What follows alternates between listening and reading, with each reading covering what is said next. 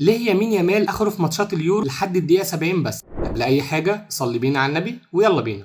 طبعا هيجي اللي يقول لانه لسه طالب وراه مذاكره، هقول لك لا يا عزيزي، الحوار مع دوله المانيا نفسها. لامين يامال في ماتش ايطاليا لعب لحد الدقيقه 71، ومع ان ماتش زي ده لازم كل لعيبه اسبانيا المهمه تكمل لحد اخر دقيقه في الملعب، وده اللي خلى صحيفه بيلد الالمانيه تتدخل علشان تنهي الجدل في الموضوع ده، وقالت ان قانون حمايه الاطفال الالماني بيمنع عمل الاطفال تحت سن 16 سنه لحد الساعه 8 بالليل، والقانون ده بيتطبق على الشباب الالماني والغير الماني طالما متواجد على ارضها. ولامين يامال 16 سنه يعني هيتطبق عليه، بس في هناك استثناء للرياضيين لحد الساعه 11. لكن المشكله برضو ان ماتشات اسبانيا بتتلعب الساعه 9 بتوقيت المانيا وبتخلص 11 الا ربع، فلامين يامال هيبقى معاه ربع ساعه بس يلحق يخرج فيهم بره الملعب، يعني مش هيلحق يعمل اي مقابله او اي لقاء، حتى انه يدخل يستحمى برضو ممنوع علشان بس يلحق ينجز حاله قبل الساعه 11. فكده مفيش غير حل واحد، وهو ان لامين يخرج في الدقيقه 70، ولو فكر يشغل دماغه ويخالف القانون هيقع عليه غرامه بقيمه 30,000 يورو.